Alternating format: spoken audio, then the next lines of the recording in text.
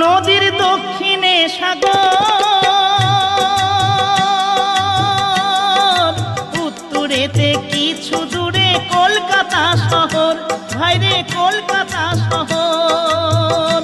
আবার পশ্চিমেতে মেদিনীপুর, আবার পশ্চিমেতে মেদিনীপুর, এমন কে বা দেখেছে ভাইরে ভাই, এমন কে বা দেখেছে?